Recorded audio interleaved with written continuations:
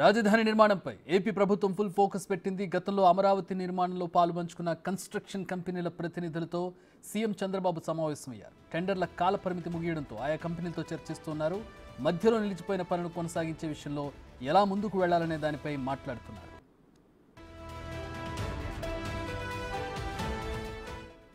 మా ప్రతినిధి మల్లికార్జున్ జాయిన్ అవుతున్నారు అమరావతి నుంచి మరిన్ని వివరాలు అందించడానికి. మల్లికార్జున్, దాదాపు 5 ఏళ్ల పాటు ఎక్కడ వేసిన గొంగళి అక్కడ అన్నట్టుగా ఉన్నటువంటి పరిస్థితి, చాలా నిర్మాణాలు కట్టి ఆ విధంగా బీడు వారిపోయినటువంటి పరిస్థితి మనం చూస్తూ ఉన్నాం. ఎట్లా వాటిని పునరుద్ధరించబోతూ ఉన్నారు?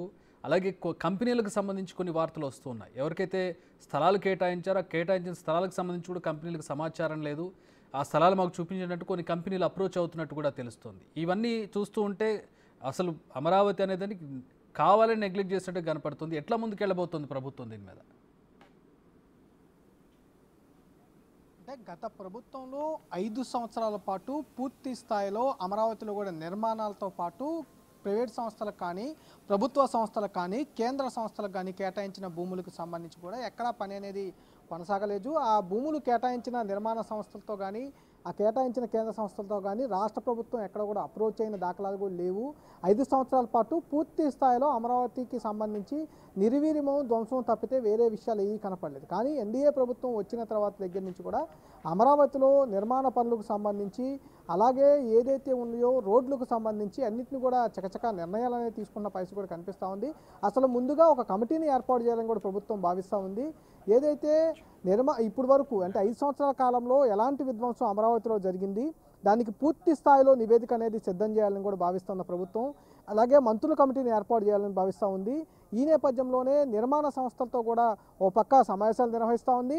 అలాగే గతంలో అధికారులు రిటైర్డ్ ఐఏఎస్ అధికారులతో కూడా ఇప్పటికే చంద్రబాబు సమావేశాలు నిర్వహిస్తూనే ఉన్నారు. అమరావతి విషయంలో పూర్తి స్థాయిలో నిర్మాణాలకు సంబంధించి ఏదైతే సీడ్ క్యాపిటల్ ఉందో 6 కిలోమీటర్ల పొడవున కూడా సీడ్ క్యాపిటల్ అనేది ఉంటుంది. 1 కిలోమీటర్ వెడల్పులో కూడా సీడ్ క్యాపిటల్ అనేది ఉంటుంది.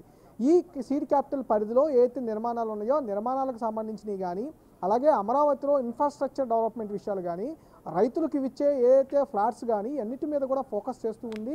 ఒక్కొక్క దాని మీద అనేది ఫోకస్ చేస్తూ కసరత్తు చేస్తున్న పరిస్థితి కూడా కనిపిస్తూ ఉంది. ముందుగా ఏదైతే ఇన్ఫ్రాస్ట్రక్చర్కి సంబంధించి గతంలో ఉన్న అధికారులు ఎవరైతే ఉన్నారో పనిచేసిన అధికారులు అమరావతి డెవలప్మెంట్ కార్పొరేషన్గా పనిచేసిన లక్ష్మీ పార్థసారథికి సంబంధించి కావచ్చు అలాగే మిగతా అధికారులు అప్పుడు రెవెన్యూలో ఉన్న అధికారులు కావచ్చు వాళ్ళందరితో కూడా పిలిచి చంద్రబాబు నాయుడు దాదాపుగా ఈ బాధ్యతలు స్వీకరించిన దగ్గర నుంచి కూడా మాట్లాడుతున్న పరిస్థితి కూడా కనిపిస్తూ ఉంది. స్వయంగా చంద్రబాబు నాయుడు కూడా అమరావతి నిర్మాణాలను ప్రతి ఒక్క దాన్ని కూడా పరిశీలించిన పరిస్థితి ఉంది. అధికారుల నుంచి వివరాలు కోరుతున్న పరిస్థితి కూడా ఉంది.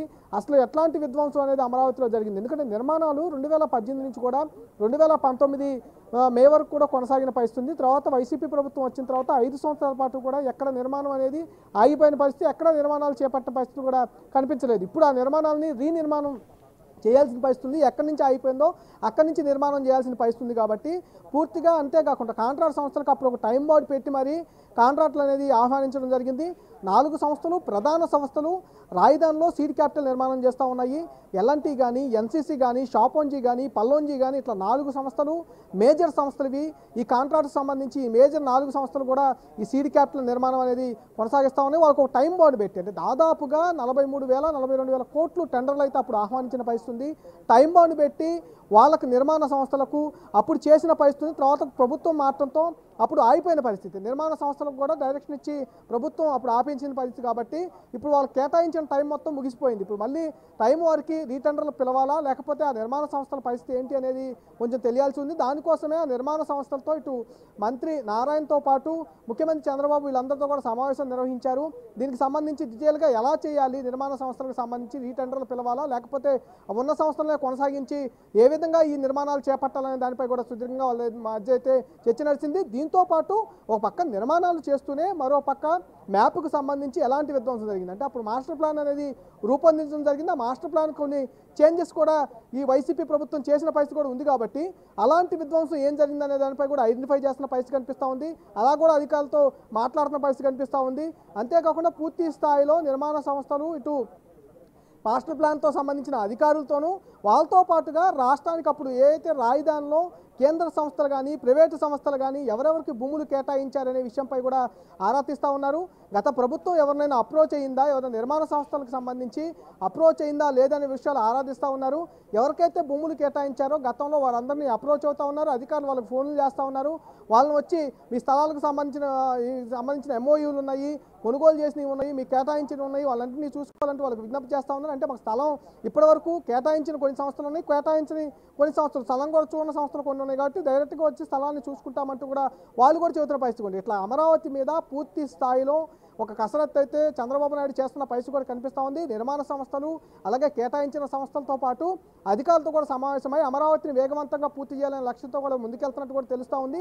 ముందుగా అసలు గత ప్రభుత్వంలో ఏం జరిగింది అమరావతిలో అనే విషయంపై కూడా ఒక నివేదిక తెప్పించుకోవాలని కూడా భావిస్తున్న పరిస్థితి ఉంది. అట్లాగే కాంట్రాక్టులకు సంబంధించి ఒక కాంట్రాక్టులు ఆవాహించడం, ఎందుకంటే ఇప్పుడు రాజధాని మొత్తం కూడా పిచ్చి కంపలు అనేవి ఎక్కువగా మొలిచిన పరిస్థితి ఉంది. మొత్తం క్లీన్ చేయాల్సిన పరిస్థితి ఉంది. దానికి ఒక కాంట్రాక్టులకు సంబంధించి పిలవాల్సి ఉంది. అవి మొత్తం జంగిల్ క్లియరెన్స్ చేయాల్సిన పరిస్థితి ఉంది. వాటికి సంబంధించి రీట్రాక్ కాంట్రాక్ట్స్ అనేది పిలవాలని భావిస్తూ ఉన్నారు. రీటెండర్స్ పిలవాలని, వాటితో పాటు అన్నింటిని కూడా చకచక ఒకదాని తర్వాత ఒకటి లింకేజ్గా పనులు చేయాలని కూడా రాష్ట్ర ప్రభుత్వం భావిస్తూ ఉంది. అందులో భాగంగా రివ్యూల సమావేశాలు అయితే కొనసాగుతున్న పరిస్థితి కనిపిస్తూ ఉంది. Chakri, all right, thanks for the updates Mallikarjun. ఒక ఛాలెంజింగ్ టాస్క్ అని చెప్పుకోవచ్చు. 5 ఏళ్ల పాటు నెగ్లెక్ట్ చేయబడినటువంటి ప్రాంతాన్ని మళ్ళీ అభివృద్ధి బాట పట్టించడం, అలాగే అక్కడ సంపద సృష్టించడం, కొత్త బిల్డింగ్స్ కట్టడం, అలాగే పాడుబడినటువంటి పాత బిల్డింగ్స్ను పునరుద్ధరించడం అనేది ఒక కాంప్లికేటెడ్ టాస్క్.